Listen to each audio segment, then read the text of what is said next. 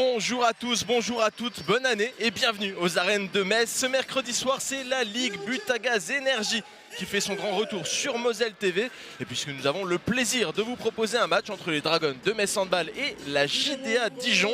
Et je vous propose, alors que les joueurs sont en train de faire leur entrée, qu'on jette tout de suite un œil au classement de cette compétition pour se remettre un petit peu les idées à l'endroit sur le déroulement de la compétition. Metz Handball est bien sûr en très bonne situation au plus haut de ce classement, à égalité avec Brest. Du côté de la JDA Dijon, eh bien, c'est une 6e place qui a été conquise. Elles sont un petit peu remontées plusieurs crans lors des dernières rencontres. C'est notamment lié à un mauvais début de saison, on peut le dire comme cela, et actuellement cette équipe est en train de remonter tranquillement au classement. Elle a l'ambition de faire à peu près aussi bien que la saison dernière où elles avaient brigué une 3e place et bien sûr une qualification européenne. Cette équipe joue d'ailleurs l'European League et ça va être un mois de janvier très agité pour la JDA. On en reparlera un tout petit peu plus tard. Les deux équipes ont effectué leur reprise à l'extérieur. Pour Metz Handball, ça s'est joué à Strasbourg, au Rhenus, avec plus de 5000 spectateurs autour du terrain pour encourager les deux équipes. Et ça s'est soldé par une victoire assez large de Metz Handball. Du côté de Dijon, eh bien, ça a été un petit peu plus compliqué en déplacement à Besançon. C'est toujours un match très chaud, ces matchs entre Dijon et Besançon. Et c'est la JDA qui s'est imposée de 2 buts. C'était également ce week-end pour la reprise en 2026 de la Ligue Butagaz Énergie. Et je vous propose qu'on jette un tout petit peu un œil à la composition de ces deux équipes, en tout cas aux joueuses qui composent l'effectif, en commençant par Metz Handball, bien sûr, l'équipe à domicile. On retrouve forcément un effectif très dense, pas mal de joueuses. À noter que Laura Godard a quitté l'effectif et pour une bonne raison, puisque c'est Chloé Valentini qui a effectué son retour. Elle a reposé le pied sur un terrain en compétition officielle. La capitaine de Metz Handball, c'était à Strasbourg. On retrouve par ailleurs un effectif assez complet, si ce n'est Laura Flip qui est toujours en congé maternité et Catherine Gabriel à qui on n'a pas souhaité faire appel pour cette rencontre puisque 2 gardiennes sont déjà dans l'effectif. Du côté de Dijon, on retrouve eh bien, un effectif aussi très intéressant, même si là, il y a des absentes. C'est un petit peu la surprise de cette feuille de match. Il manque notamment Sarah Valero, la capitaine habituelle, la capitaine depuis 2023 qui est absente de ce déplacement. Et il manque également eh bien, Nina Dury, la joueuse de l'équipe de France qui a prolongé pour 2 saisons supplémentaires à la JDA Dijon alors qu'elle était courtisée de part et d'autre. Eh bien, elle est absente de ce déplacement à Metz Handball. Malgré tout, on retrouve un effectif très intéressant, très dense, avec d'anciennes Messines, Nyon Blas notamment. Laura Fauvarc aussi passée par la formation Messine, on va parler d'elle au fil de cette rencontre.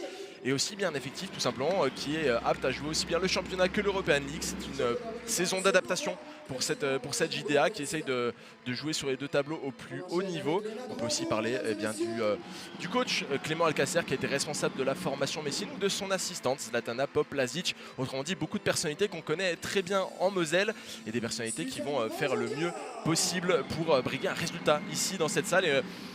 Les visiteuses le savent, hein, c'est pas un secret, c'est toujours très compliqué de venir chercher un résultat ici à Metz.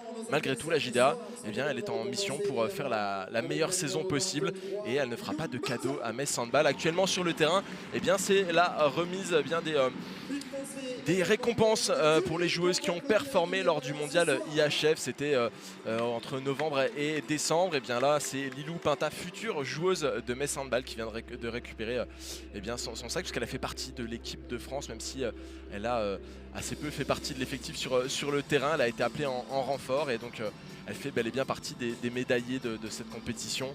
On retrouve par ailleurs Xenia Smith qui a été briguer l'argent avec son équipe nationale d'Allemagne, et ça c'est quand même quelque chose quand on réussit à aller au plus haut niveau mondial. L'Allemagne le cherchait depuis des années, elle a réussi à le faire lors de cette compétition. Mais on va se concentrer sur le match qu'il y a à jouer aujourd'hui alors que les joueuses se saluent et que le protocole va toucher à sa fin dans quelques instants. Jetons peut-être un coup d'œil à l'agenda puisqu'il y a beaucoup de rencontres au programme de la Ligue Butagaz Énergie pour cette J11. On retrouve notamment Chambray qui reçoit Besançon, Strasbourg qui est au Havre, Nice qui reçoit Sambre, Brest en déplacement à Plan-de-Cuc, Saint-Amand se mesure à Paris 92 et la Stella Saint-Maur reçoit Toulon. Quasiment tous ces matchs se jouent simultanément à cette rencontre entre Metz Handball et la JDA Dijon, exception en fait de 2 rencontres qui sont en décalage d'une toute petite demi-heure. Voilà, ça y est, la Ligue Butagaz Énergie a bel et bien repris ses droits, que ce soit en Moselle et partout en France. On commence un petit peu à s'impatienter, c'est vrai que cette trêve hivernale est toujours un petit peu longue. eh bien, on va vivre un match qui sera certainement à pleine intensité, qui réservera peut-être quelques surprises et quelques moments forts. On sait notamment du côté de Metz que Sarah Bouktit est à seulement quelques buts de son millième, qui est toujours un cap important, le millième en 245 matchs il me semble. Est-ce qu'elle arrivera à passer ses buts aujourd'hui face à JDA Dijon, ce qui lui vaudrait certainement une belle ovation du public messin, même si elle s'est engagée pour signer avec Dior dès la saison prochaine. Elle reste messine dans le cœur et dans les épaules. Voilà, il est temps d'aller saluer un petit peu tous les staffs et toutes les joueuses, y compris celles qui sont en tribune. Je ne l'ai pas cité, c'est aussi Manon Erard qui est absente du côté de Metz Handball, et c'est le cas depuis le début de la saison. Manon Erard qui a connu quelques problèmes de santé, qui est sur le chemin du retour progressivement. Elle a donné une interview à Metz Handball pendant les fêtes, indiquant qu'elle visait un retour en février ou en mars. Donc on lui souhaite en tout cas le meilleur possible pour que cette santé lui permette de revenir sur le terrain le plus rapidement possible. Et il est temps de la minute des supporters, profitons-en.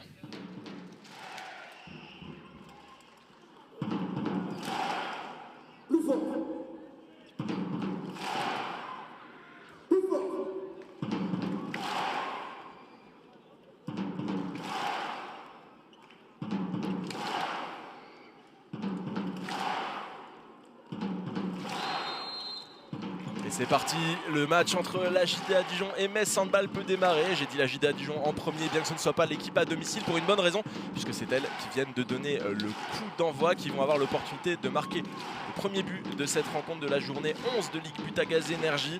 Un match qu'on a le plaisir de vous proposer sur Moselle TV. Et on va savoir très rapidement de quoi va être fait cette rencontre, quelle intensité, quel plan de jeu sera appliqué par les visiteuses. On accélère le mouvement déjà. Mais la défense messine est bien en place, elle empêche les joueuses de se placer comme elles le souhaiteraient. Il y a eu un stop défensif, mais un stop illégal. Et il va y avoir immédiatement un jet de 7 mètres.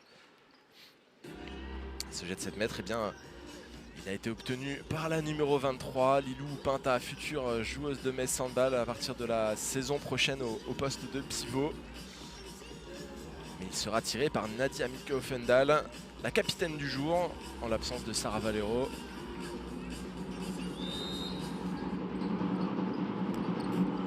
Et c'est marqué, et c'est donc la JDA Dijon qui prend la tête de cette rencontre. Avec un premier but, Metz Handball va s'attacher à répondre ici. On a choisi d'aligner Petra Vamosh et Léna Granvaux simultanément, deux joueuses qui sont habituellement demi-centre, mais vous le voyez très simplement sur votre écran. Et bien Petra Vamosh évolue au poste d'arrière droite. Ça pourra changer au fil de la rencontre. On sait que la base d'arrière de Metz Handball est particulièrement polyvalente. Axner qui hérite d'un ballon un petit peu difficile qui finit dans ses pieds, et ça offre à la JDA Dijon une opportunité d'aller marquer le deuxième but de la rencontre, de prendre un +2 tout de suite. Et non, c'est dommage. Rares sont les équipes qui ont une opportunité comme ça dès le début de la rencontre de mettre un +2 à Metz Handball, de creuser un petit peu un écart rapide. Ce ne sera pas le cas. Nouvelle balle pour Metz Handball. Il semble réitérer un petit peu le schéma de la première offensive pour le moment. Non, il y a Suzanne Vajoka qui a croisé pour faire un petit peu d'espace. Le tir est pris par Léna Granvaux et ça finit dans les filets pour l'égalisation de Metz Handball. Oh, le tir rapide. Très bon choix, ne pas avoir laissé la défense de Metz Handball se placer, prendre ce tir très rapidement. Metz Handball a voulu jouer tout aussi rapidement, quasiment en contre-attaque malgré le but inscrit par la JDA, mais il y a eu une faute et ce sera le premier jet de 7 mètres en faveur de Metz Handball. Il sera tiré par Sarah Bouktit. Et c'est arrêté. La première parade de Manuela Dos Reis qui est passée par Metz Handball, notamment par la formation.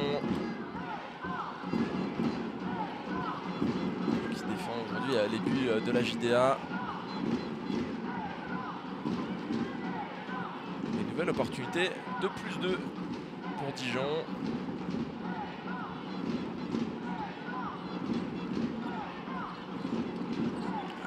glissade, le ballon qui a failli être perdu. Il reste dans les mains des visiteuses. Oh, ce tir. Bras droit qui a failli partir entre les jambes de Johanna Bunsen. Mais c'est finalement une parade. Mais Sandball qui a pu aller de l'avant avec Sarah Boutis qui a bien libéré le ballon pour Lucie Granier qui trouve à son tour les filets. Nouvelle égalisation pour Metz Handball.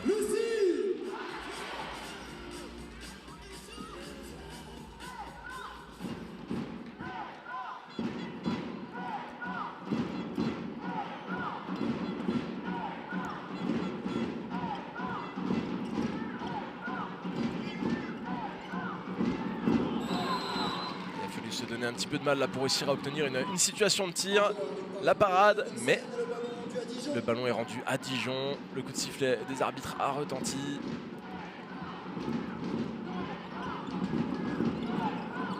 La bonne passe à l'aile. Johanna Bunsen s'était projetée vers l'avant, mais ça ne suffit pas. Avec ce but inscrit par la numéro 7, Maureen Gaillet.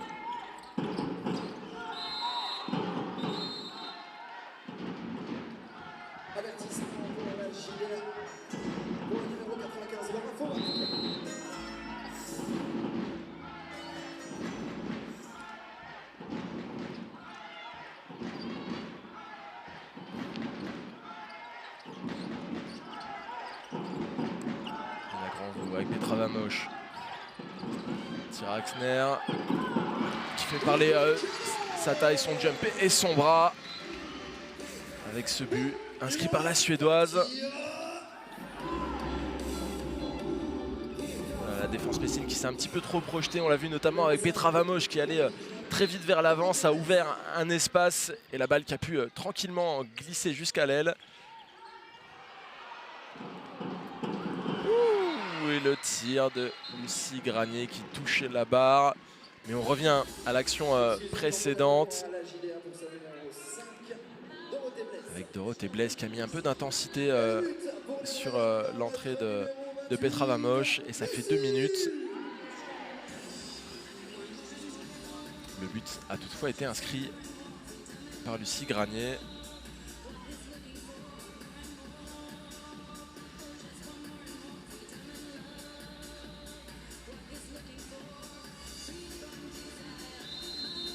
Là, on a profité du côté de la JDL Dijon pour beaucoup se parler sur le terrain. On essaye de rester concentré, se passer les bonnes consignes, même avec une joueuse en moins. Il faut rester au contact. C'est souvent dans ces moments-là que les équipes craquent ici aux arènes. Ces moments où il y a une joueuse qui est suspendue temporairement et où il faut tenir bon offensivement comme défensivement. Ici, on a fait le choix de faire sortir la gardienne pour rester au nombre en attaque.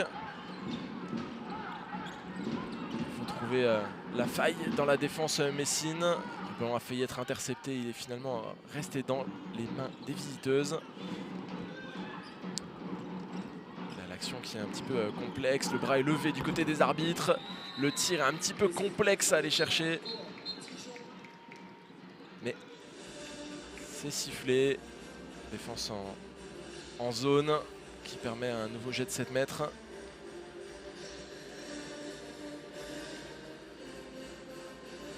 Nadia Offendal qui est en réussite pour avoir inscrit le tout premier, la capitaine du jour du côté de la JDA qui revient face à Johanna Bunsen. Et ça rentre une nouvelle fois.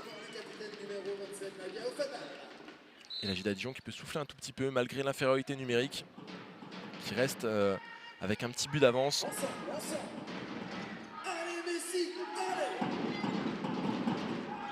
Décale une nouvelle fois sur Lucie Granier. Il n'y avait pas la possibilité de prendre le tir. Et bien on part à l'aile opposée avec Suzanne Vajoka qui ne se fait pas prier avec une jolie petite roulade pour la finition. Ça rend toujours bien sur les images. Les équipes adverses sont prévenues désormais. Tout le monde l'a vu notamment au mondial. Suzanne Vajoka est redoutable dès qu'elle a une situation de tir. Elle l'a fait valoir cette fois-ci encore.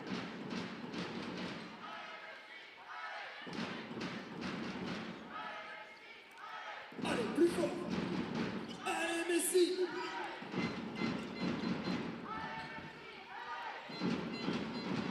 Il y a du mouvement hein, dans l'offensive de Dijon, mais Sandball ne se fait pas déplacer si facilement malgré tout.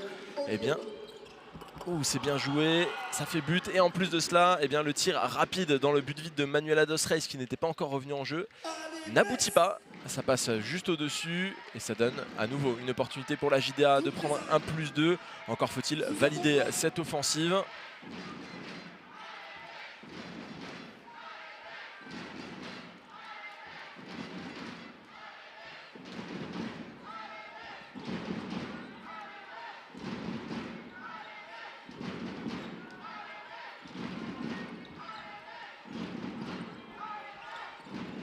L'interception de Suzanne Vajoka qui repart vers l'avant. Elle fixe et ça fait but une nouvelle fois. Elle aime bien cette petite feinte là en l'air avant de lâcher le bras. Parfois c'est limite de faire zone. Mais tant que ce n'est pas sifflé, c'est valide. On revoit le ralenti. Et là aussi, hein, on pourrait se demander, mais les arbitres n'ont pas la possibilité de voir l'action à cette vitesse-là pour la sanctionner ou non. C'est validé pour Metz Handball et Suzanne Vajoka. Alors que la JDA repart de l'avant avec ce tir contré. Le ballon bien récupéré avec une nouvelle opportunité de tir qui n'aboutit pas là non plus, puisque Jana Bunsen veillait face à Adriana Olejova, la Slovaque.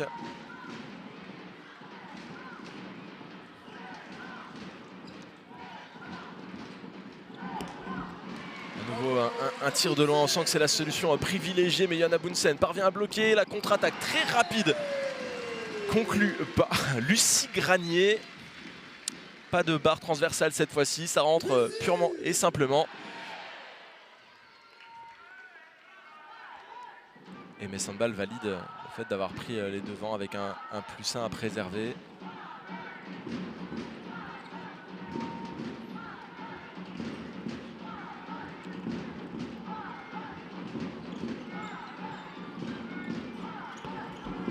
Nouvelle parade de Jana Bunsen, presque contre son gré, puisqu'elle s'était un petit peu positionnée bizarrement, mais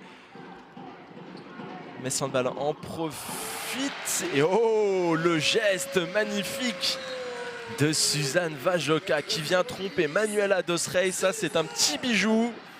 À la 10e minute de jeu, on ose rarement ce genre de petits gestes comme ça. Le ballon qui revient frôler le premier poteau pour se glisser dans les filets. Elle est gourmande, Suzanne Vajoka.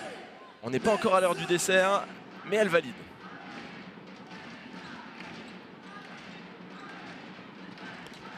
Nouvelle parade de Jana Bunsen. Elle est en train de trouver son rythme, la Suédoise. Ça part vite, Nella Granvaux avec Tyra Axner. Elles se sont bien trouvées. Il y a eu une tentative de passe, mais ça n'a pas abouti. Sarah Bouktit qui veille, hein, même sur un repli défensif. Elle collait au basket de Lilou Pinta et elle a réussi à valider l'interception. Et là, c'est Metz Handball qui est en phase de passer le break, puisque le +2 qui a été validé il y a quelques instants pourrait se transformer en +3. Tyra Axner à nouveau. Ouh, la puissance! Et c'est validé le +3 de Metz Handball avec ce tir puissant de la Suédoise qui est principalement utilisé en attaque ce soir. Elle fait les transitions attaque-défense avec Xenia Smith, comme vous pouvez apercevoir au centre du jeu, collé au basket de Lilou Pinta avec Sarah Bouktit.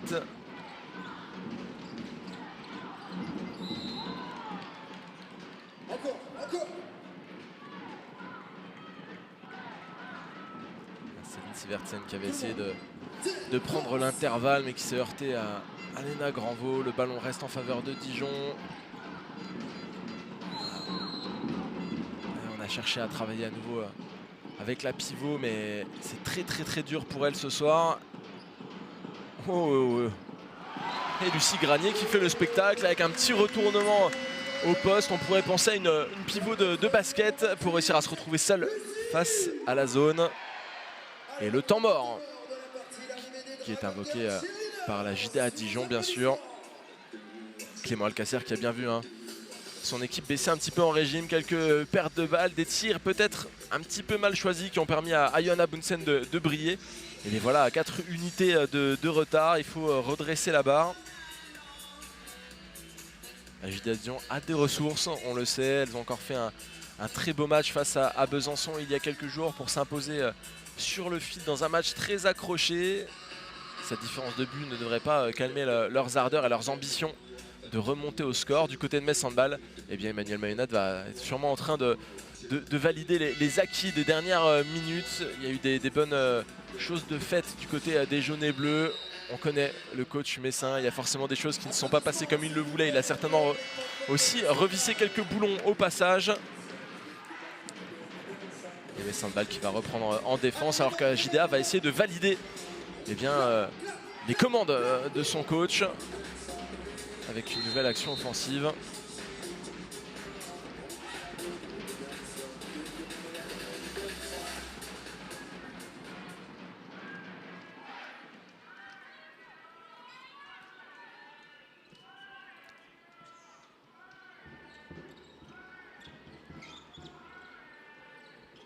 L'ambition de trouver une faille côté gauche. On revient un petit peu plus vers le central.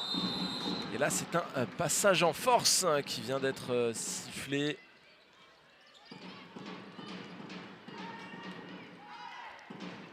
C'est vrai que c'est compliqué depuis quelques minutes pour les visiteuses qui ont encaissé plusieurs buts, qui ont vu leurs offensives calmées par la défense de Metz Handball ou par la gardienne de Metz Handball notamment.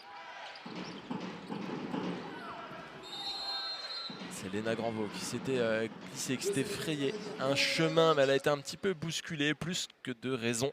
Ce qui offre un nouveau jet de 7 mètres aux Dragons. Sarah Bouktit qui va s'en occuper une nouvelle fois. Et ça trouve les filets.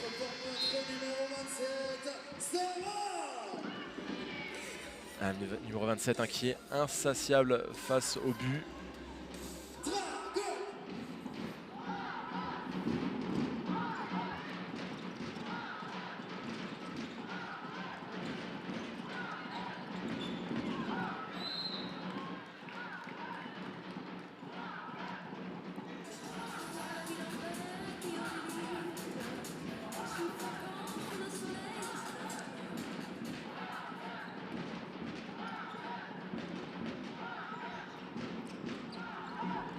Le ballon qui a failli être intercepté par Sarah Bouktit, ça finit finalement dans les mains de Johanna Bunsen. Léna Granvaux qui tente de jouer rapidement avec Xenia Smith notamment. Sarah Bouktit une nouvelle fois.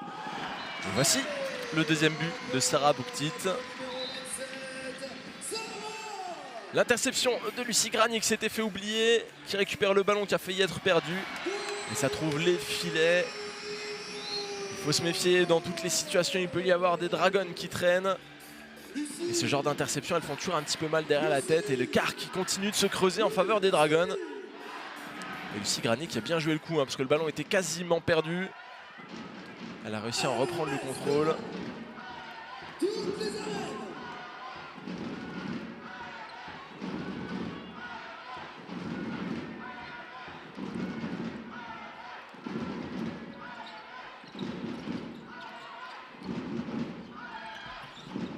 C'est bien joué là, cette entrée au centre du jeu par Maureen Gaillet qui a réussi à se faire un petit peu oublier de la défense, qui a récupéré un très bon ballon pour remettre la JDA en ordre de marche. Metz Handball qui tente de jouer vite, c'est un petit peu désorganisé, mais ça suffit à trouver la faille pour Petra Vamos, bien servi. Il y a un petit peu l'odeur du sang là pour les Dragons qui ont senti la JDA un petit peu en difficulté, un petit peu en faiblesse. Même si là, il y a un bon but inscrit par Lilou Pinta. Mais les Dragons, quand elles sentent un petit peu l'odeur du sang de la bête blessée, eh bien elles accélèrent. Elles en mettent une couche supplémentaire, c'est ce qui s'est passé sur l'action précédente, conclue par Petra Vamos. La Hongroise qui a choisi de rester à Metz Handball pour la saison prochaine.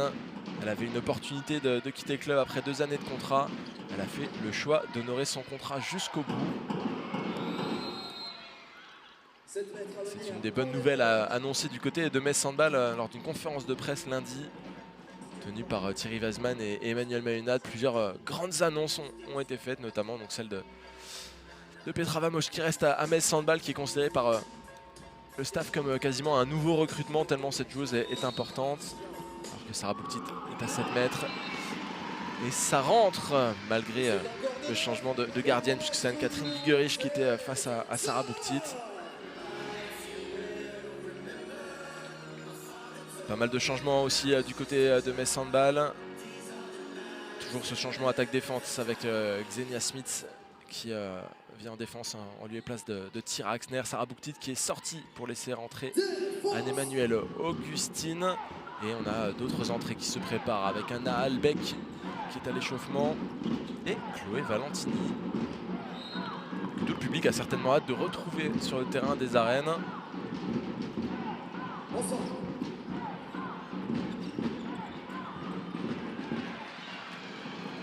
Suzanne Vajoka qui a réussi à se projeter vers l'avant et qui trouve le poteau. Anne-Catherine Gigerich qui est sauvée par le montant et la JDA qui peut repartir assez rapidement. Une occasion de jeu rapide. Un petit peu maladroitement joué avec une passe qui arrivait dans les chaussettes d'une joueuse de Metz. Et le ballon reste dijonnais.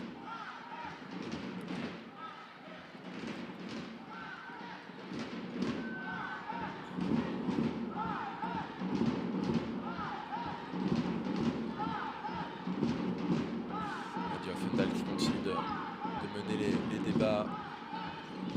Maïti Lupinta, Céline Sivertsen, Nyonsen Nyongla. Ah, et ce tir là qui part un petit peu plus haut qu'elle ne l'aurait voulu. Céline Sivertsen qui passe au-delà du montant.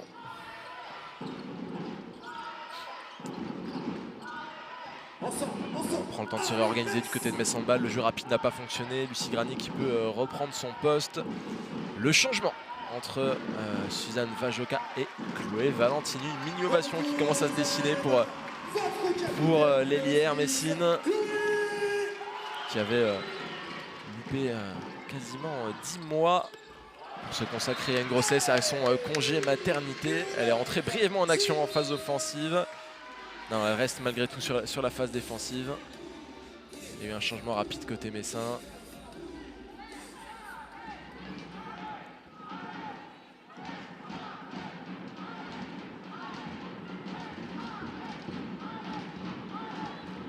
Et mine de rien, en quelques minutes, la JDA Dijon là, qui a encaissé un écart assez conséquent.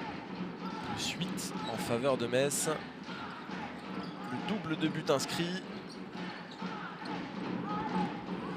C'est à nouveau stoppé par Johanna Bunsen. C'est bien récupéré. C'est bien récupéré par la numéro 95. Que les habitués des arènes ont peut-être reconnu. Laura Fauvarc, passée par la formation messine, qui a joué quelques matchs avec les Dragons lors de sa dernière saison. Avant de prendre son envol. C'est une des protégées entre guillemets de Clément Alcacer qu'il avait à sa charge au centre de formation de Metz et qui l'a retrouvé à la JDA Dijon. Tyra Axner qui marque à nouveau. Elle est plutôt en forme aujourd'hui, la Suédoise. Une saison un petit peu en dents de scie avec des belles réussites et des moments un petit peu plus de doute. Elle travaille à la confiance aujourd'hui. La confiance est bel et bien présente au moment d'armer son tir.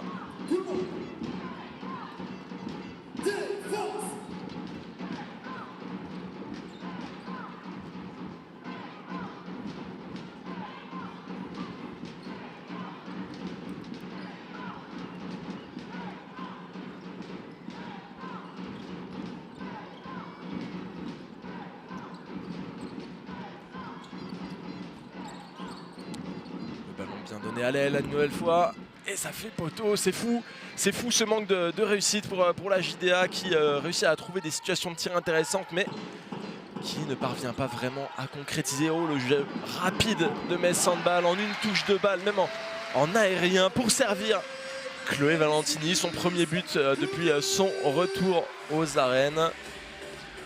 Elle qui est revenue en un temps quasi record. On revoit le geste, hein, ce ballon volleyé pour offrir le tir à Chloé Valentini.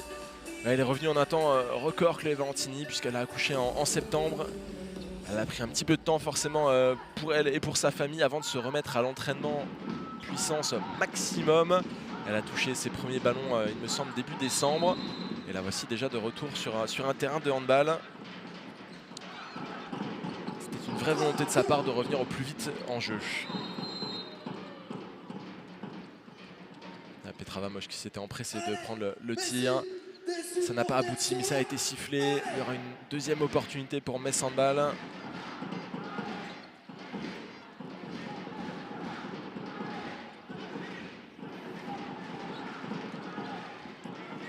Je parlais tout à l'heure de Petra Vamoš qui avait été placée au poste d'arrière droite. Et bien cette fois-ci, Petra Vamoš, elle est replacée au poste de demi-centre. C'est Lilleborg qui est passé à l'arrière droit. On continue. Allez, Metz! Allez, Metz! Metz Handball qui aura une nouvelle opportunité.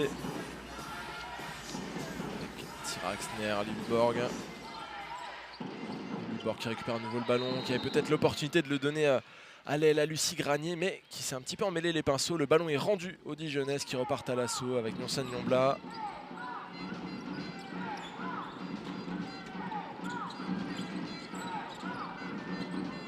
Le ballon là de Claire Vautier qui ne parvient pas à arriver dans les bras de son ailière. Ça fait un nouveau ballon rendu à Metz Handball, ça commence à faire beaucoup. Allez, on sent. Toutes les arènes.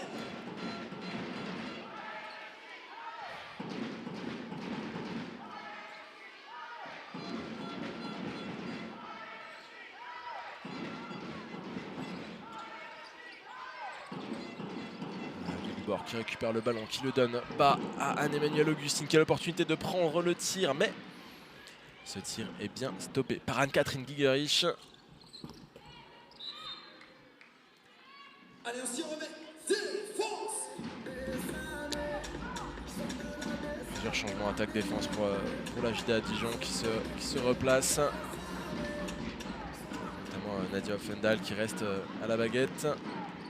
Céline Sivertsen, Nonsan Nyombla.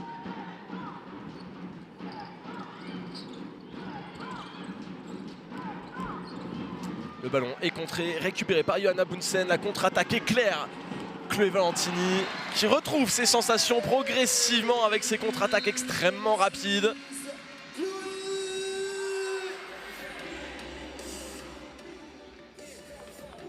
Ils sont importants, hein, ces premiers buts de retour à la maison pour Chloé Valentini. Elle avait marqué contre Strasbourg. Et c'est certainement pas tout à fait la même sensation que quand on a l'opportunité de marquer à domicile aux arènes de Metz. Le tir qui a été pris par Nonsan Nyombla, qui a été stoppé. La contre-attaque a été tentée, mais la passe n'était pas tout à fait millimétrée. Et la JDA repart à l'offensive. Anna Albeck qui se dresse face à Nadia Offendal.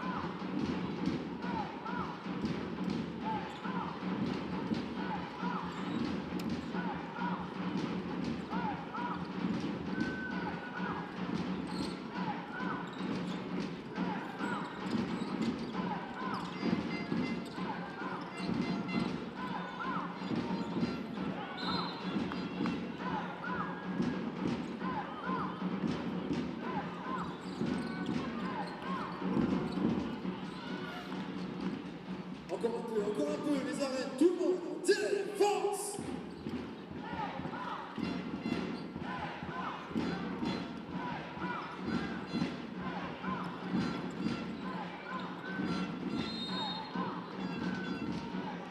Encore. Défense!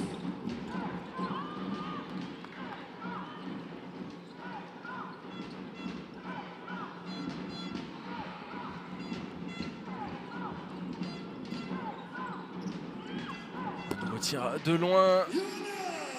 Et Johanna Bunsen qui continue son petit festival. Elle a eu besoin de se mettre en route quelques minutes en début de mi-temps.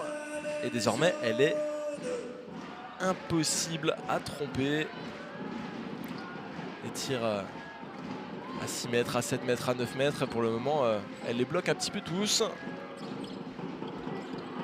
Et là, c'est Anna Albeck qui ouvre son compteur. Mais c'est un balle qui continue de dérouler. Là, 20 buts déjà inscrits.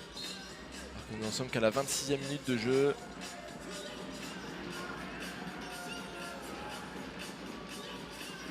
Et face au Dragon, rappelons-le, c'est pas une équipe de second rang, c'est une équipe qui joue l'European League, qui est la petite Coupe d'Europe, qui vise un top 4 dans cette compétition, peut-être un petit peu mieux, puisque l'année dernière, ça s'était soldé par une médaille de bronze. C'est quand même une équipe qui a du répondant, qui a des ressources, mais face à Metz Handball, c'est toujours un petit peu délicat. Là, il y a Nusan Nyombla qui est resté dans la zone après sa tentative de tir. Situation toujours un petit peu dangereuse qui a été bien gérée par tout le monde. Même si le tir de la Jida est passé au large.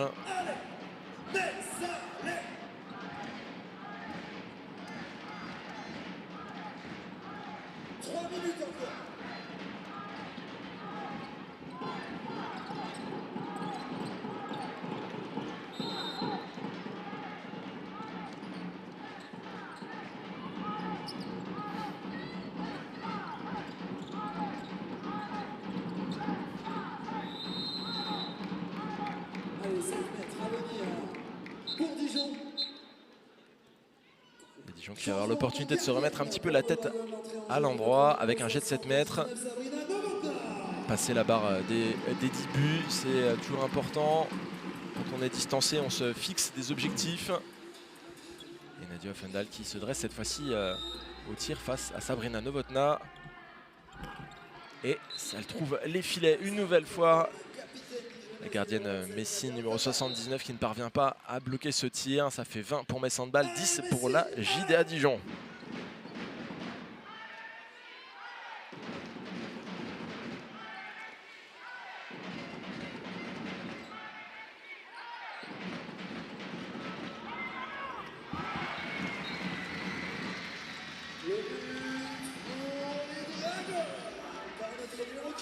Et les Dragons qui ne se font pas prier sur les phases offensives. Anne-Emmanuel Augustine qui inscrit un but à son tour. Même si là, la JDA Dijon montre du répondant. Avec Claire Vautier qui a réussi à trouver la faille très vite. Allez les arènes, tout le monde. Allez Messi, allez.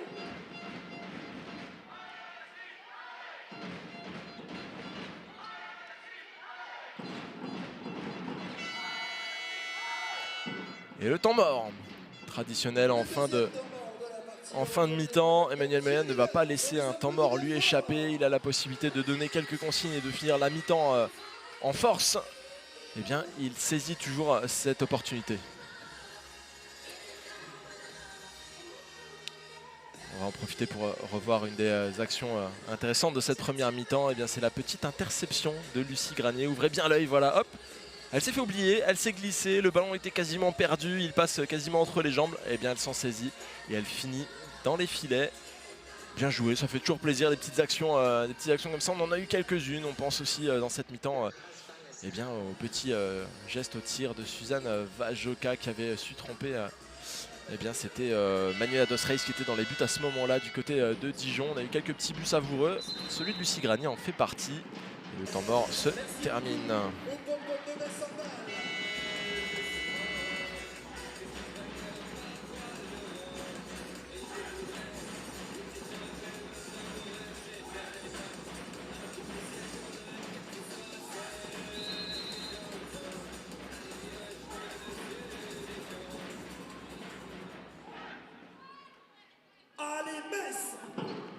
Sandball qui repasse à l'offensive. Chloé Valentini qui combine avec Anna Albeck. Anna Albeck qui va pouvoir finir seule. Et le tir à rebond.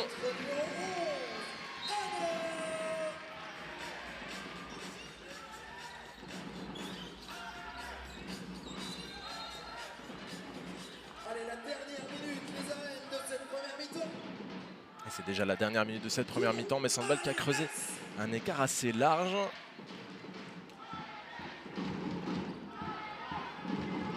Trouver des ressources désormais pour la JDA Dijon pour essayer de revenir un petit peu au score, essayer de montrer de quoi cette équipe de Dijonnaise est capable. Il y a de grosses échéances en janvier aussi pour cette équipe. Le bon ballon qui va jusqu'à l'aile, le petit lob et ça fait filet et c'est bien joué d'avoir trouvé cette situation de tir pour Corentine Senant. Jeune joueuse qui peut se mettre en confiance aujourd'hui aux arènes de Metz.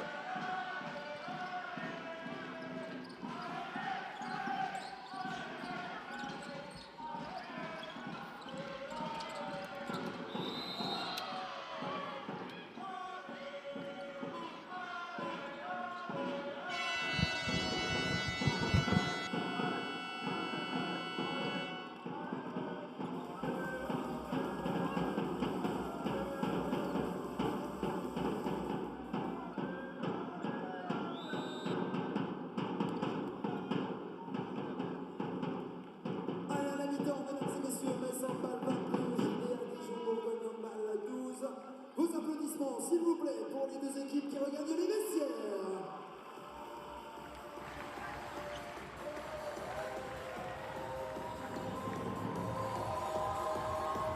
Et la mi-temps se termine sur ce 22-12. On aura dans quelques instants une réaction rapide qui va s'offrir à nous pour savoir un petit peu de quoi il s'agit. On va avoir une réaction rapide de la capitaine dijonnaise ce soir. C'est jamais simple aux arènes. Vous avez tenu le score pendant un moment et puis il y a un moment où ça a été trop compliqué.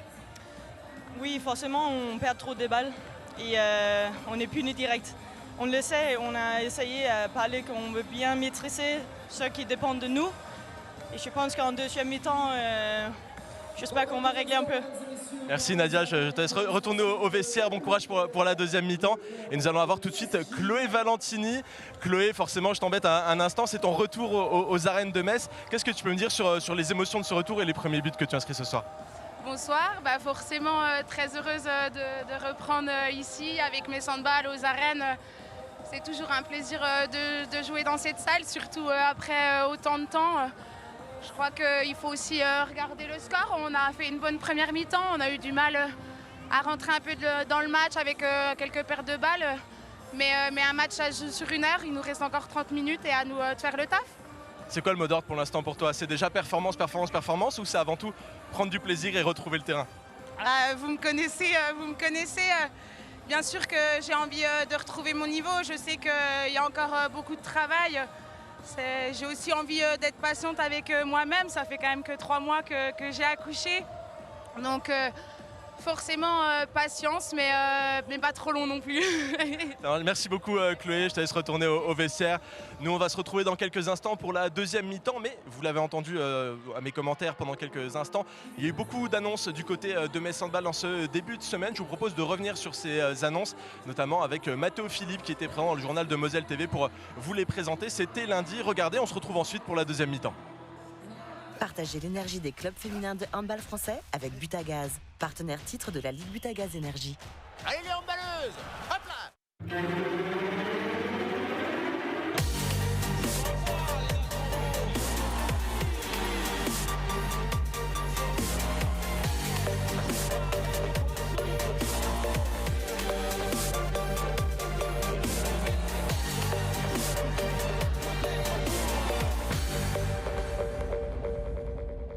Face à la presse, l'entraîneur Emmanuel Mayonade et le président Thierry Weisman ont officialisé plusieurs noms pour l'effectif 2026-2027. Et oui, déjà, comme par exemple la prolongation d'une saison de Suzanne Vajoka, la signature du premier contrat professionnel d'Ivana Antagana, ou encore le fait que Petra Vamos, malgré les sollicitations, restera bien à Metz. Mais la grosse question était surtout, Emmanuel Mayonade restera ou ne restera pas? Eh bien, vous serez sûrement très content, très ravi d'apprendre qu'il restera. C'est que tant que Manu sera à Metz, je ne craindrai personne. Metz Handball ne craindra personne, quelles que soient les équipes en face, quel que soit le recrutement, quelles que soient les joueuses qu'il y aura en face, je suis pas inquiet. Je suis pas inquiet non plus pour notre recrutement tant qu'il sera là, puisque je sais que c'est un aimant à joueuses. J'ai des sollicitations, oui, elles sont réelles. Elles ne sont pas inventées, elles ne me font pas tourner la tête parce que je sais ce que j'aime aujourd'hui ici, pouvoir mettre ma voiture sur le parking, venir faire une conférence de presse ici dans un endroit qui est correct, faire la séance de vidéo par ici, puis la séance de musculation, et si j'ai envie de faire du handball derrière, je peux le faire. On a un club qui avance année après année, donc viendra le jour où c'est une évidence, mais en tout cas il n'est pas encore venu. La fidélité au club est une notion qui se perd de plus en plus et je suis très content de la porter et de continuer à ça. Une prolongation qui rime aussi avec des arrivées, puisque c'est un critère pour beaucoup de joueuses. Si Emmanuelle Mayonade reste, alors je signe. Et c'est le cas donc de Christina Jorgensen, qui marque son retour en Moselle. C'est quelqu'un qui porte, Christina, l'ADN du club. Et j'étais très content de voir que c'était un au revoir et pas un adieu. Et elle a tenu parole, elle m'a toujours dit, son entourage, sa famille, ses parents, qu'elle était heureuse à Metz et qu'elle reviendrait. Elle l'a fait presque plus vite que ce que je pensais. C'est une vraie gentille, Christina. C'est un énorme leader de vestiaire. C'est quelqu'un de très dynamisant. C'est quelqu'un de très agréable. Pour les filles qui partagent son quotidien, son vestiaire, c'est quelqu'un qui met de la vie vraiment dans une équipe. C'est quelqu'un qui peut aller prendre au coup n'importe quelle joueuse de l'effectif, de la plus importante à la moins importante. C'est quelqu'un qui ne fait aucune différence. Mais malheureusement, dans toutes ces bonnes nouvelles, il y a aussi une petite part d'ombre, celui du départ de la pivot et capitaine Sarah Bouktit. L'enfant du club s'envolera à la fin de saison vers le double champion d'Europe, Győr. Sarah, en 10 ans à Metz, c'est ma plus grosse déchirure. Je le dis là, je ne lui ai pas dit, parce qu'elle n'a pas à l'entendre, quoi qu'il arrive. Parce que Sarah, d'abord, sa situation contractuelle pouvait l'amener à rester. Elle avait une clause dans son contrat qui pouvait l'amener avant fin décembre à partir. C'est son choix. Et à Metz, il n'y a pas de bagarre, quoi. Pourquoi Sarah a une clause? Parce que c'était la condition pour que Sarah elle puisse prolonger sur le temps d'avant. Sinon, elle serait peut-être partie déjà plus tôt. C'était une joueuse qui était introvertie, discrète, qui avait un peu de mal à s'exprimer. Elle est devenue une joueuse et une femme épanouie qui s'exprime bien. Alors elle a des qualités, etc. Mais elle a été à l'école Metz Handball pendant 10 ans. Elle a appris à notre contact et en particulier au contact du staff. Merci beaucoup Mathéo pour toutes ces informations.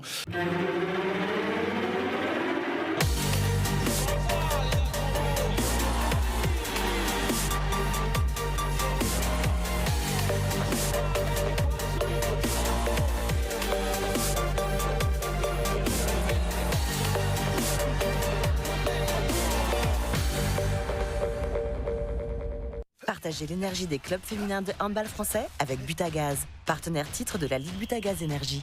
Allez les handballeuses, hop là! Et nous sommes de retour aux arènes de Metz pour la suite de cette rencontre entre Metz Handball et la JDA Dijon que nous avons le plaisir de vous proposer sur Moselle TV ce mercredi. Durant la première mi-temps, Metz Handball a creusé un écart certain après avoir été contraint à un match assez serré dans les premières minutes avec la JDA Dijon. Metz Handball qui s'est envolé au moment le plus opportun, comme souvent dans ces rencontres, qui a profité d'un temps faible de son adversaire pour sortir les crocs, passer un coup d'accélérateur.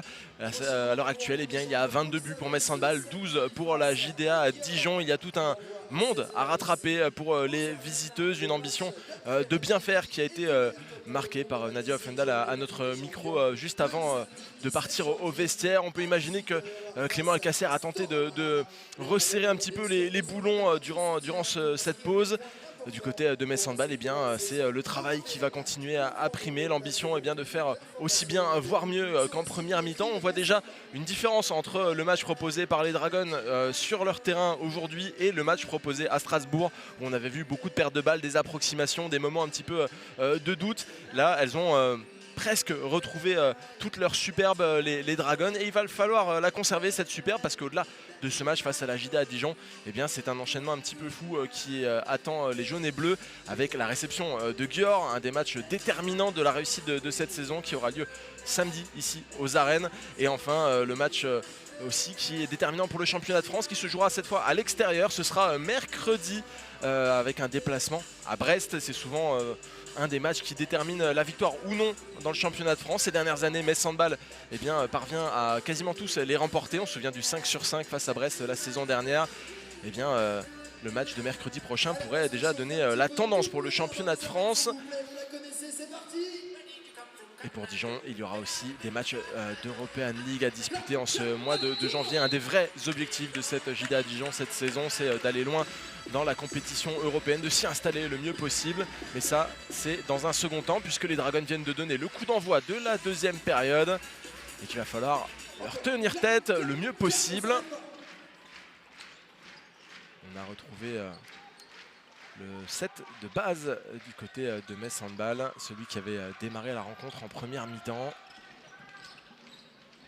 Suzanne Vajoka qui hérite du premier ballon de tir, mais qui se heurte au poteau. C'est récupéré par Manuela de Sreis. La contre-attaque est lancée par Claire Vautier. On essaye de bien combiner, mais Léna Granvaux veille. Le ballon est rapidement passé par les mains de Sarah Bouktit pour aller jusqu'à Suzanne Vajoka, qui se venge, entre guillemets, de son échec du tir précédent.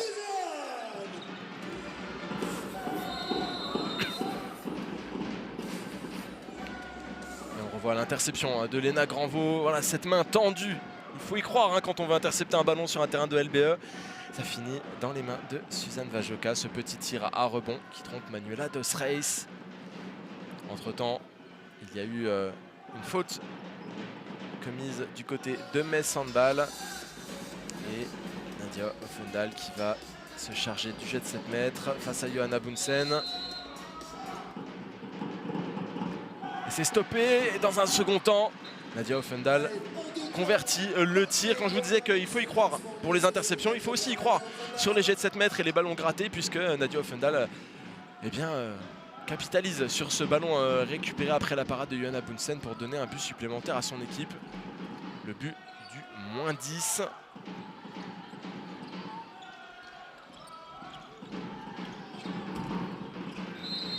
Le ballon qui est passé au large du Dijonnais, mais les arbitres qui reviennent un petit peu tardivement, hein, qui ont pris le temps de la réflexion à une faute qui se traduit par un jet de 7 mètres. Une nouvelle fois pour Sarah Bouktit qui peut inscrire son 4e but. Et c'est converti. 4e but pour Sarah Bouktit. Je vous l'avais dit en début de match, il lui en faut 7 pour atteindre la barre des 1000 buts. Mais là, Lucie Granier qui s'est un petit peu jetée pour tenter une interception. Ça lui a un petit peu échappé. Elle a fait une chute un petit peu sévère. On a cru l'avoir blessée quelques instants. Mais elle tient son rang malgré une vilaine chute. Et on repart à l'offensive côté Metz Handball. Tyra Axner qui a une excellente finition aujourd'hui. Et Lilou Pinta qui répond avec ce ballon joué rapidement. La pivot de la JDA Dijon, qui je le rappelle fera partie de l'effectif de Metz Handball la saison prochaine, qui s'illustre face à son futur public.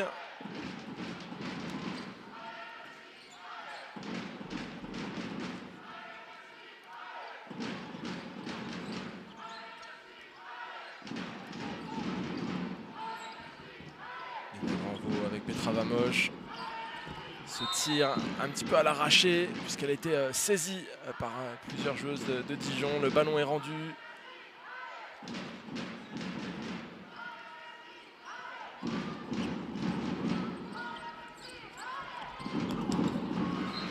C'est Léna Granvaux qui s'empare des options offensives et qui inscrit un nouveau but.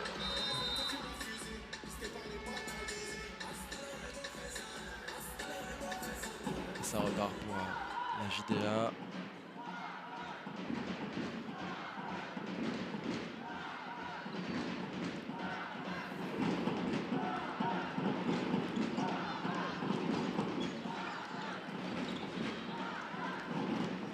Oh, c'est bien joué.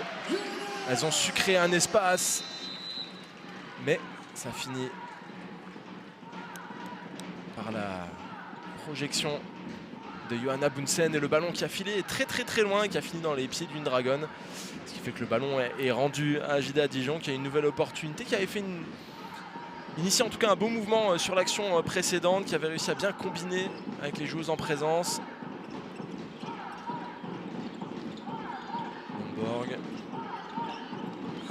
tenter de prendre le tir, qui s'est fait bloquer par Ngombele. Une petite différence de gabarit à Ngombele, elle met facilement une tête à la plupart des joueuses de LBE. Alors quand on se heurte à elle sur une situation offensive, ça peut faire mal. Un petit imbroglio là qui rend le ballon à Dijon une nouvelle fois. Toutes les joueuses ont pris le temps de remonter pour jouer l'attaque. Le petit ballon donné entre les jambes n'aboutit pas et ça repart vite de l'autre côté avec Suzanne Vajoka qui fixe et qui trouve le tir.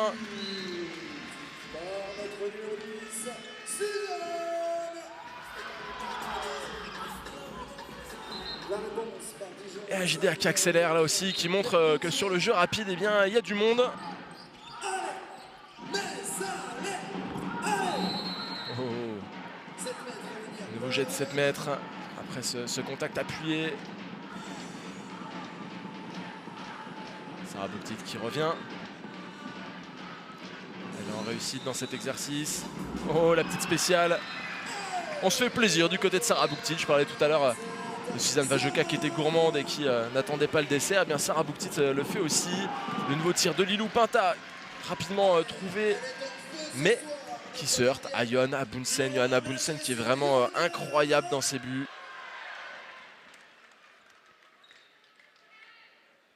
Elle a déjà une douzaine de parades comptabilisées. Et ça, c'est sans compter les parades qui ne l'ont pas été parce qu'il y avait eu des fautes ou des situations litigieuses juste avant la parade. Ça fait beaucoup puisque c'est quasiment 50%. Le ballon qui va jusqu'à Lena Granvaux. Le tir est stoppé par Manuela Dos Reis. Ça repart. Côté droit, Suzanne Vajoka qui bloque rapidement la situation qui s'offrait à Maureen Gaillet. Valeyova, Vautier, Lundborg. Base arrière qui travaille, qui combine avec Lilou Pinta, qui crée un peu de mouvement au cœur du jeu. On parvient jusqu'à l'aile, mais ça n'aboutit pas pour Dorothée Blaise.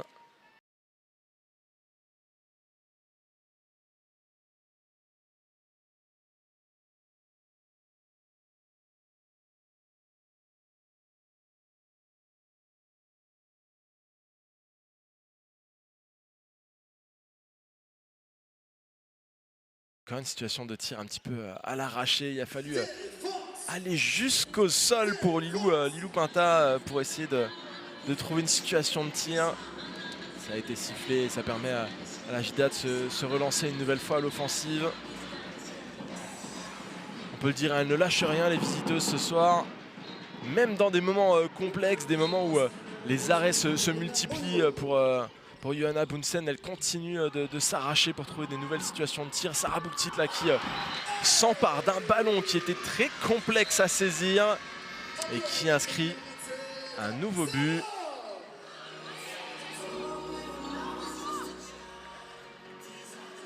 Et Sarah Bouktit qui n'est plus qu'à un but de son millième en jaune et bleu.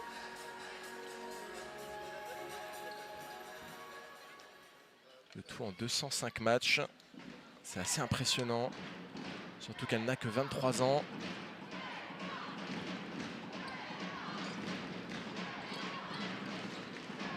Oh, c'est bien joué. L'espace qui a été trouvé par Laura Fauvarc sur cette offensive. On a bien vu le mouvement de bras, l'intervalle qui a été trouvé et ce tir.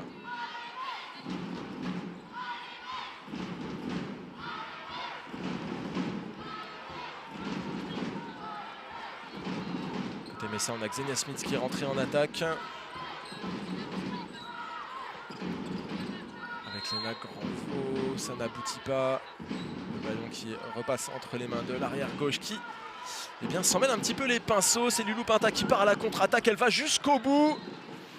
Il y avait du soutien, mais il était trop loin, trop dur à trouver. Elle s'est frayé un chemin toute seule.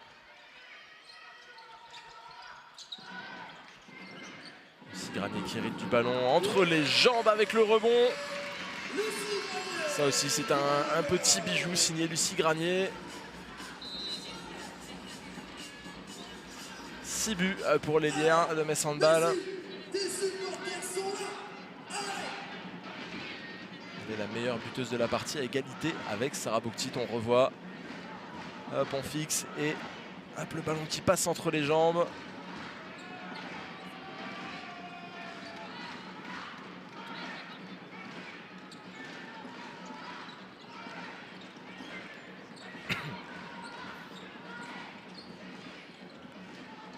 Claire Vautier qui a tenté de prendre l'offensive à son compte dans le dernier mouvement.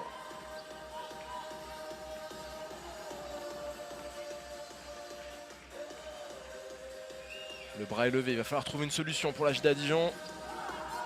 Lilou Pinta à nouveau qui tente sa chance après contact. Mais Yana Bunsen est toujours présente pour faire déjouer ses adversaires. Même si là, le ballon est perdu par Metz Handball, la contre-attaque qui est bien menée. Et le but qui est inscrit par le numéro 7, Maureen Gaillet. C'est Emmanuel Mayonade qui pose un temps mort. La JDA Dijon est à 11 buts, mais il est peut-être insatisfait. On le voit faire des grands gestes. Il est insatisfait, je pense, de la dynamique de son équipe, des pertes de balles et des actions mal menées. C'est un tout petit peu plus brouillon pour Metz Handball. On connaît l'exigence du tacticien girondin. Lui qui a prolongé pour une saison de plus à Metz Handball. Ça fait partie des annonces qui ont été effectuées par le club à la Mirabel en tout début de semaine. Et c'est une vraie garantie pour la continuité sportive. Ça a été évoqué à plusieurs reprises, mais plusieurs des joueuses sont présentes dans l'effectif de Metz Handball, restent à Metz Handball ou reviennent, comme Christina Jorgensen, à Metz Handball, parce qu'Emmanuel Mayonade est là et qu'il garantit un niveau de jeu, d'exigence qui est au top niveau mondial.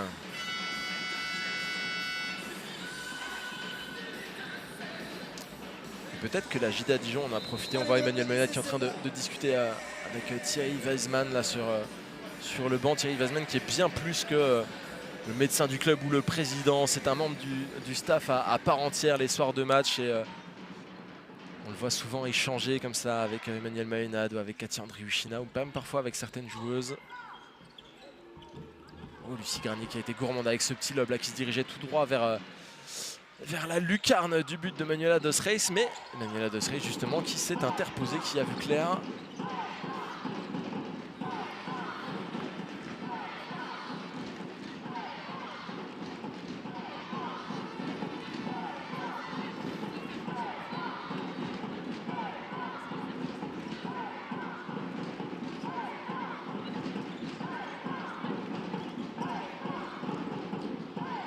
Le ballon perdu. Reste en possession de la JDA Dijon. Ce tir bien pensé.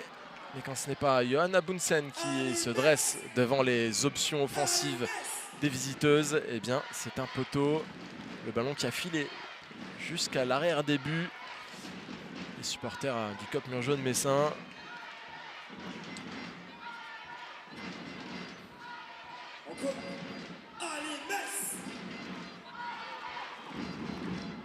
Qui s'est un petit peu ralenti du côté de Metz Handball. On essaie de bien construire les offensives. Le ballon qui file une nouvelle fois jusqu'à Lucie Granier et qui est contré et stoppé par Manuela Dos Reis. L'action a été très rapide du côté de la JDA. Metz Handball qui est reparti à l'attaque, mais attention, il y a un peu de casse. Il y a Claire Vautier qui est restée au sol. Le but a été inscrit par les Dragons puisque tant que l'arbitre n'a pas sifflé, le jeu continue. C'est souvent un petit peu cruel quand une joueuse reste au sol, se blesse un petit peu, se fait mal. Mais là, c'est Lucie Granier, on le revoit, qui est allée inscrire un nouveau but en faveur des Dragons.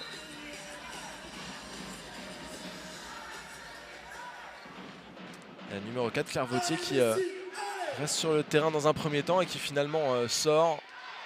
On ne veut pas prendre de risque du côté du staff dijonnais. Et vous ne l'avez pas forcément vu sur les images, mais j'avais un œil sur le banc dijonnais. On lui a proposé d'aller s'installer plus en bout de banc. Le staff est venu la voir pour lui demander si elle avait besoin de soins ou si elle voulait souffler un petit peu plus. Elle a dit non, elle est restée en tête de banc, prête à revenir sur le terrain au plus vite.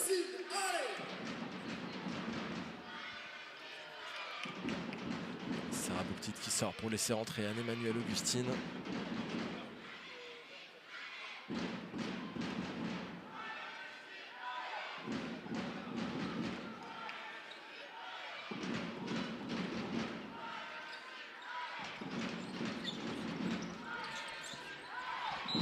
Léna Granvaux qui s'était aventurée dans la défense dijonnaise. Et du côté des arbitres, on signale un tirage de maillot. C'est Lilou Pinta qui est sanctionné d'une suspension de 2 minutes.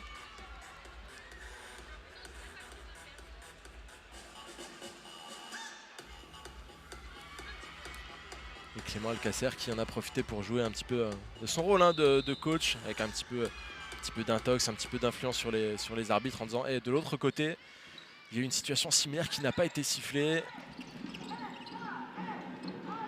Ça fait partie du rôle d'un coach.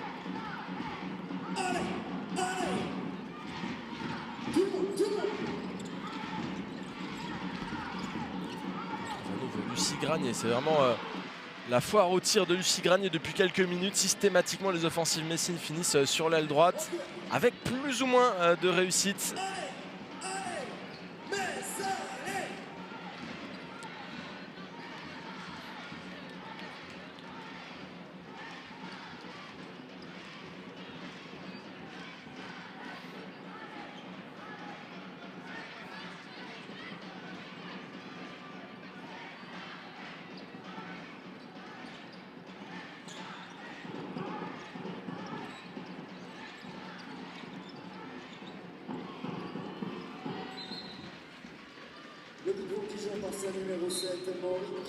Maureen Gaillet qui inscrit le 20e but de la JDA Dijon. Est-ce qu'elle est déjà repartie à l'attaque avec un nouveau tir de Lucie Granier.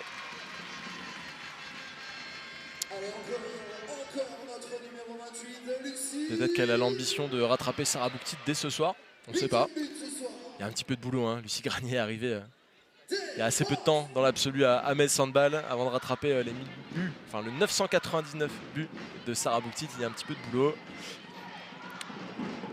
Mais si elle est dans cette forme-là à tous les matchs, Lucie Granier, si elle inscrit autant de buts à chaque match, elle en est à 8, elle pourrait monter rapidement au classement des buteuses messines.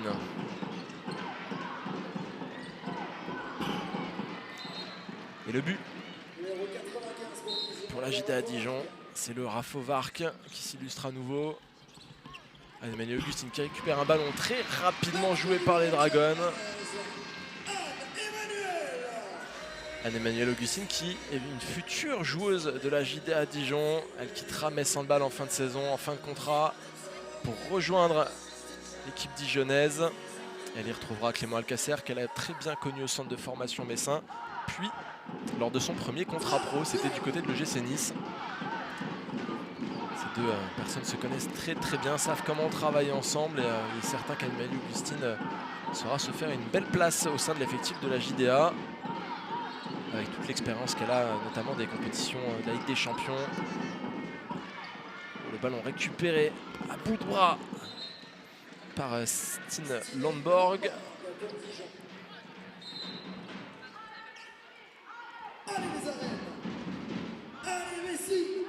Il y a beaucoup de monde debout à côté du banc de Metz Handball parce qu'on fait une grande revue d'effectifs actuellement. Il faut croire qu'Emmanuel Mayonnaud a bien aimé le jeu de l'équipe de France durant le mondial puisqu'il a choisi de jouer avec 2 pivots en attaque. Anne-Emmanuelle Augustine et Sarah Bouktit sont toutes les deux sur le terrain simultanément. Ça pèse sur une défense et c'est Tiraxner qui en a récupéré les fruits. C'est vrai qu'on a rarement vu les deux femmes jouer ensemble alors qu'elles s'entendent très bien, y compris en dehors du terrain. Elles se connaissent depuis des années et des années, elles ont l'habitude de jouer ensemble. Et voici en défense côte à côte, puis en attaque également côte à côte, Sarah Bouktit et Anne-Emmanuelle Augustine.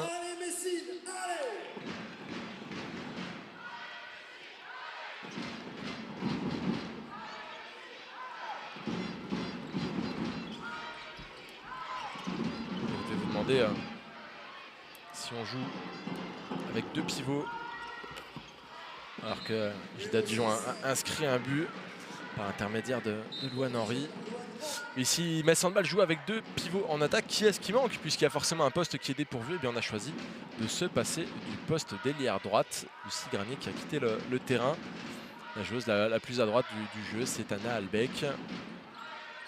Ce qui permet à la JDA Dijon de faire remonter son ailière sur les situations défensives. Mais face à Sarah Bouktit qui vient d'inscrire, ça y est, son 1000e but, et bien c'est très compliqué. Les supporters du Cup Murjeune Messin qui ont tendu une banderole Sarah 1000. C'est exceptionnel pour une joueuse d'atteindre les 1000 buts avec un seul et unique club. C'est encore plus exceptionnel quand on le fait à 23 ans comme le fait Sarah Bouktit. Elle a un vécu formidable avec Metz Handball. Elle a probablement donné au club autant que le club lui a donné. C'est ce qui lui permet de partir aussi la tête haute la saison prochaine en direction de Győr. Le meilleur ou un des meilleurs, c'est selon votre appréciation, club du monde.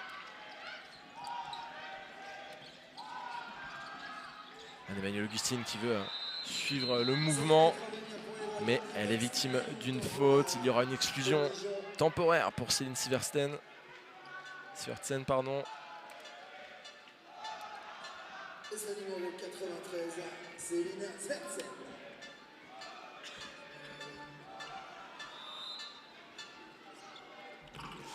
Et Sarah Bouktit qui ne s'arrête pas. Voici le 1001e but.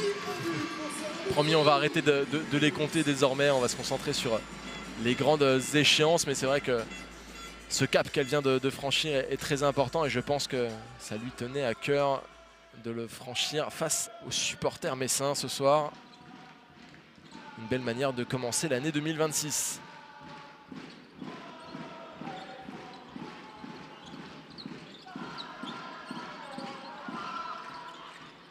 À la JDA Dijon, on ne compte plus forcément les buts dans ce match. On essaye d'aller au mieux de l'avant.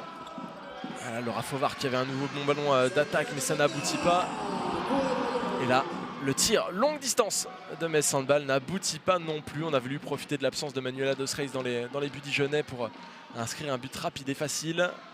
Ce n'est pas le cas. Le ballon a filé à droite des poteaux.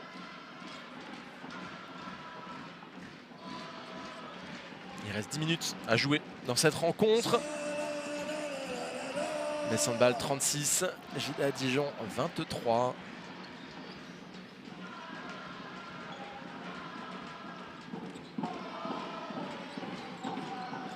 Les 10 dernières minutes.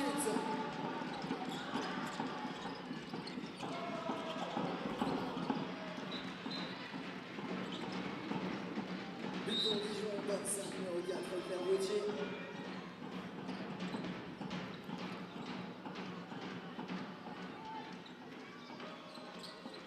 Allez Messine, allez! Le ballon qui arrive presque par miracle dans les mains de Chloé Valentini. Elle a toujours les mains aussi efficaces, ça ne s'est pas perdu. On continue, on continue. Dubord qui mène l'offensive Messine. On retrouve Chloé Valentini cette fois-ci de manière un peu plus conventionnelle. Ça fait tir et ça fait but.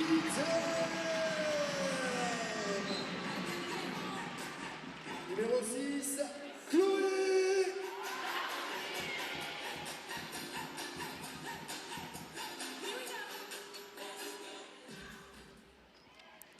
A noter d'ailleurs que Chloé Valentini a retrouvé son brassard de capitaine pour ce match sur la feuille de match. Lors du déplacement à Strasbourg, c'est Sarah Bouktit qui était restée capitaine.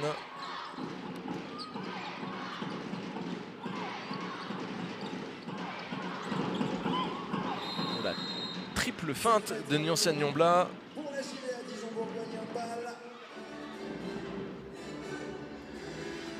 Et elle a été touchée en chemin.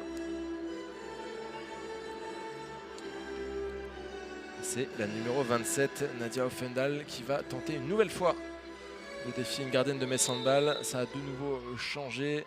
C'est Sabrina Novotná qui est présente dans les buts. Et c'est de la réussite, encore une fois, pour Nadia Offendal.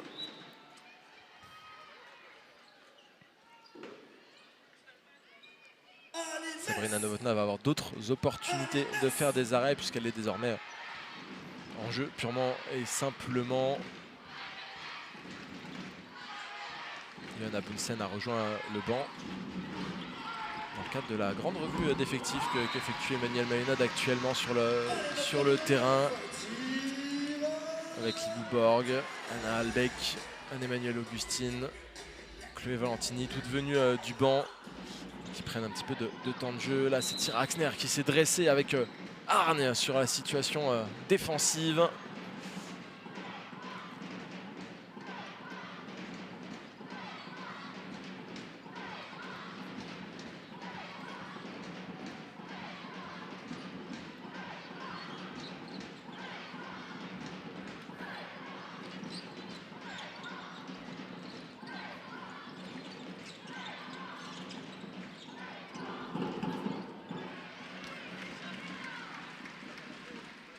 Allez les écharpes, les drapeaux, toutes les arènes ensemble, s'il vous plaît.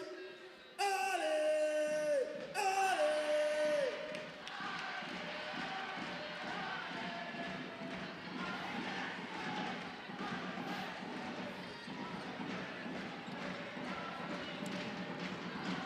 Et le public des arènes qui monte un petit peu en intensité alors qu'il reste 6 minutes à jouer dans ce match. Les écharpes sont de sortie. Alors que Sarah Bouktit inscrit un nouveau but. Ça part à nouveau en contre-attaque. Ce ballon qui a été donné par Tyra Axner qui passe par Sarah Bouktit. Puis Chloé Valentini, le petit lob. On la voit retrouver progressivement toutes ses bonnes habitudes. Chloé Valentini. Que ce soit en défense, en attaque, les mains rapides pour récupérer des ballons, les lobes, les tirs, tout y est.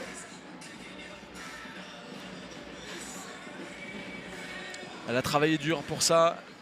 Tout au long de sa grossesse, elle s'est entraînée très dur pour garder la forme. Et dès que ça a été possible, après la naissance de son enfant, eh bien, elle a repris l'entraînement avec une forte intensité. Elle voulait revenir en pleine forme. Elle est désormais sur le terrain de Metz Handball avec la meilleure des formes possibles. Et cette forme, elle va continuer de s'améliorer. Puisque c'est ça aussi la réalité d'une sportive qui a un enfant en cours de carrière. Eh bien, il faut s'attendre à ce qu'il y ait un long chemin. Et ce chemin, il a été largement raccourci par la discipline de Chloé Valentini. Et elle va continuer à monter vers les sommets. Elle sait que la fin de saison va être déterminante pour Metz Handball une nouvelle fois. Alors que là, Sabrina Novotná s'impose sur un jet de 7 mètres.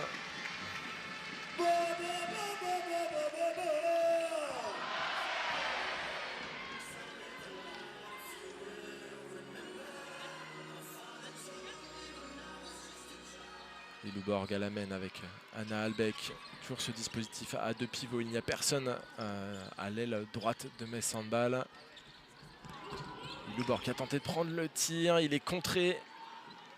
Anna Albeck qui a failli tenter de s'en saisir, mais qui a eu l'œil juste puisqu'il avait été touché par une joueuse de la JDA. Il a pu être récupéré par Metz Handball. Tyra Axner avec Sarah Bouktit, peut-être non. La défense de la JDA qui résiste et qui serre les dents. Metz Handball a passé la barre des 40 buts. La JDA en est à 25. Et le tir de Lilou Borg cette fois-ci, ça passe. Elle a fait le boulot. La jeune demi-centre de Metz Handball.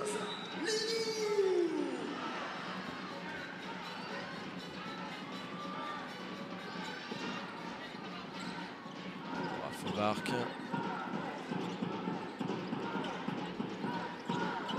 Là, on arrive jusqu'à l'aile, mais il n'y a pas de situation de tir pour la JDA, si ce n'est ce tir-là, bien trouvé. Le tir a glissé à la hanche pour Stine Lundborg.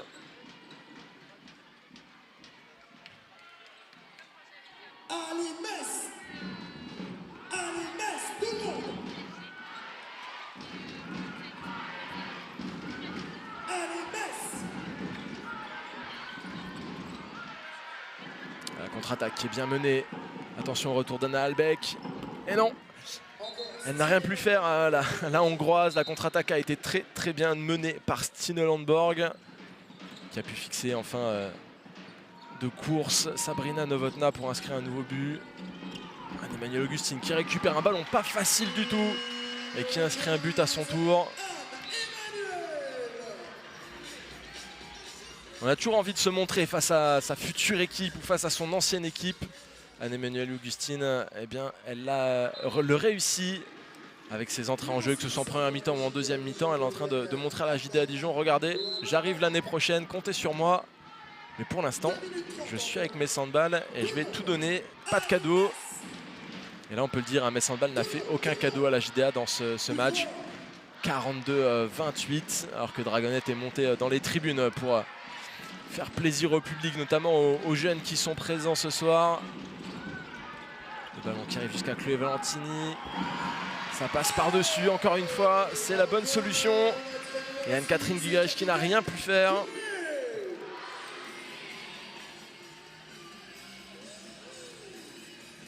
Le 5e but de Chloé Valentini dans ce match.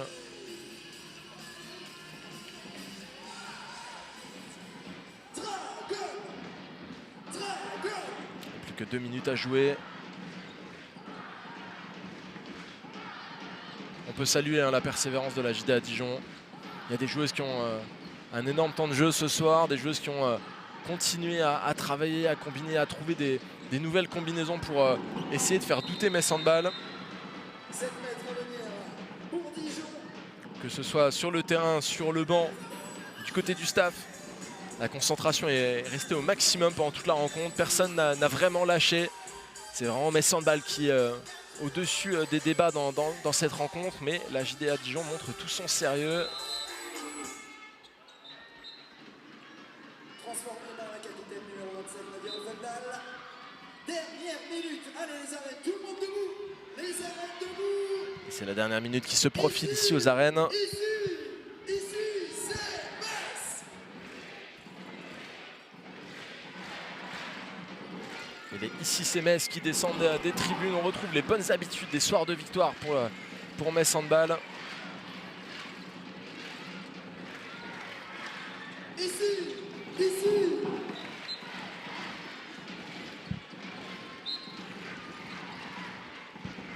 Chloé Valentini qui se faufile, qui a été bien servi, qui trouve Sarah Bouktit, la tentative de Kung Fu. C'est l'heure du dessert et on n'a pas réussi à trouver la bonne technique, mais on voit qu'à Metz Handball, il y a une petite envie de s'amuser aussi.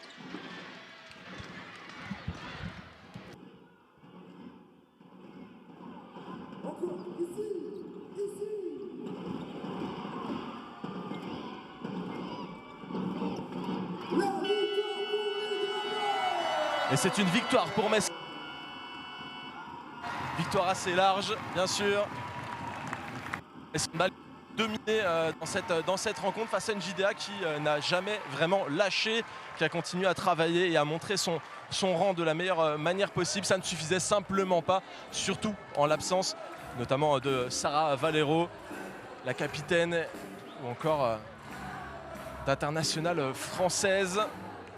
On va bien sûr savourer cette victoire du côté de Metz Handball.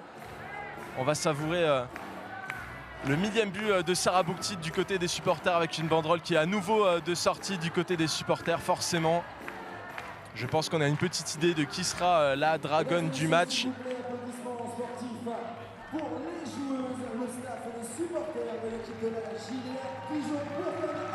Et les applaudissements pour la JDA Dijon, le fair play du public messin. Il y a aussi des supporters de la JDA qui avaient fait le déplacement, qui sont en tribune. Il faut saluer ça aussi. Ça s'est déroulé dans une belle ambiance de fair play, cette nouvelle rencontre. Et dès la fin du protocole, on essaiera d'avoir des réactions du camp dijonnais comme du camp messin. Ça devrait arriver assez rapidement. En tout cas, Metz Handball qui reste invaincu dans cette Ligue Butagaz Énergie, qui continue d'occuper les premiers rangs. Je vous l'ai dit, mercredi prochain, il y aura un match décisif pour la Ligue Butagaz Énergie avec un déplacement à Brest. C'est forcément un des moments clés de la saison, de sa potentielle réussite ou de ses potentielles difficultés. Ce sera un match à suivre, mais avant ça, il y a un autre match extrêmement important. Ce sera samedi face à Győr à domicile. Ça va être le match qui va enflammer les arènes en Ligue des Champions.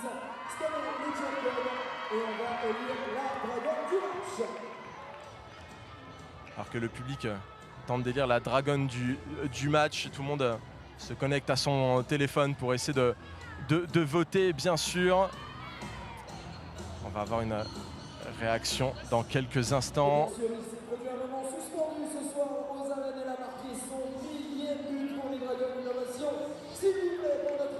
Et l'ovation qui se prépare pour Sarah Bouktit, bien sûr, qui va arriver dans quelques instants à notre micro.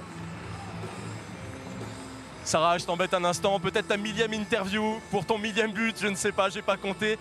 Je vais pas te parler du départ à Győr, tout le monde en a parlé, on a déjà bien parlé de tout ça. Aujourd'hui, c'est quoi l'émotion au moment de marquer ton millième but en maillot jaune et bleu? On sait que c'est quelque chose auquel tu tiens, ce club et son identité.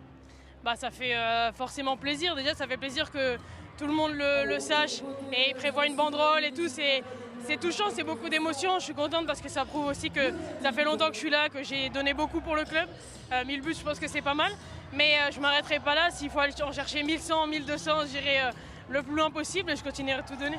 On a bien senti que tu étais parti pour les 1200 là, parce que tu t'es pas arrêté au millième, ça a continué. La prochaine étape, c'est samedi, ça va être un match extrêmement important face à Győr, ici à domicile aux arènes. Là aussi, ça va être une ambiance particulière. Il va falloir monter encore d'un cran. Ouais, exactement. Bah, c'est forcément pas la même adversité. On sait ce qu'on a fait là-bas, on sait qu'on n'était pas très loin. On a juste raté notre première mi-temps, mais par contre, on a survenir, donc ça prouve qu'on a le niveau. On va le préparer pour le gagner, évidemment. On va tout mettre en œuvre pour ça et on va se donner à 100%. Merci beaucoup Sarah, je te laisse aller célébrer. Je pense que tu vas avoir besoin d'appuyer sur un buzzer ce soir pour enflammer les arènes. Je te laisse aller voir ça. Merci beaucoup en tout cas. Et on va tout de suite enchaîner avec la réaction de Clément Alcacer. Bon, bonsoir Clément, on a toujours plaisir à te revoir ici à Metz. Un match pas forcément facile aujourd'hui aux arènes, on sait que c'est jamais simple non plus. Il y a eu quelques belles choses montrées par la JDA, vous n'avez jamais rien lâché dans ce match. Il vous manquait aussi des joueuses, mais Metz Handball a été plus fort. Ouais, c'est toujours un peu le même sentiment quand tu viens ici, tu te dis, tu prépares des choses, tu te dis voilà, on veut pas venir la fleur au fusil, on rentre plutôt bien dans le match et puis en 3 minutes c'était déjà à -4 et même après avoir consumé un temps mort, ça va vite, tu payes toutes les erreurs cash, on le savait, mais voilà. Là où je suis plutôt content, c'est qu'en deuxième mi-temps, on a quand même pas lâché. Ouais, je crois qu'il y a -10 à la mi-temps, -13 à la fin, c'est ça? Ouais. Donc c'est un peu mieux la deuxième mi-temps, en tout cas sur les carreaux scores. Ça m'aurait embêté qu'on en prenne beaucoup plus que ça, c'est déjà énorme. Voilà, après, on est quand même voilà, dans une période où ce match-là c'était un bonus. On aurait eu envie bien sûr de tenir plus longtemps à minima. Maintenant, c'est pas notre championnat pour l'instant, on a d'autres chats à fouetter entre guillemets. Donc voilà, on va essayer de passer vite à la suite qui arrive avec dimanche la Roumanie. Justement, ce match n'est pas déterminant pour la réussite de la saison de la JDA. Il y a de très grosses échéances qui vous attendent là sur le mois de janvier, notamment cette European League. Ça, c'est un vrai objectif assumé de la JDA. C'est essayer de faire aussi bien que l'année dernière, peut-être même mieux. Ouais, bien sûr. L'European League, c'est une vraie volonté du club de la jouer à fond. Le club a fait les choses comme il faut à l'intersaison pour aller chercher des joueuses qui vont nous permettre de tenir sur les 2 tableaux, parce que c'est aussi compliqué, on le sait, on le voit ce soir où on a déjà 2 absentes. Voilà, j'avais dit aux filles qu'on serait compétitif quoi qu'il arrive parce qu'on a bien fait les choses pour, donc c'est une vraie volonté pour nous d'aller loin et ça passera par une bonne phase de poule qui pour moi est assez dense, donc je parle dans le niveau des équipes hein. Et donc voilà, on a notre chance, mais il va falloir être très performante à chaque match, on n'aura pas droit à trop d'erreurs quoi. Merci beaucoup en tout cas Clément, je te laisse retrouver ton équipe. On suivra avec plaisir le parcours de la JDA en European League. À très bientôt. Merci à tous de nous avoir suivis. Comme attendu, Sarah Bouktit a enflammé les arènes et pas seulement face au but. On aura plaisir à vous retrouver prochainement sur Moselle TV pour plus de handball. Ça commence dès vendredi à 17 h avec une nouvelle édition de Dragon Mag, l'émission dédiée à l'actualité de Metz Handball mais aussi au handball en général. Je vous dis à très bientôt sur notre antenne. Il va falloir faire le maître le feu dès l'échauffement.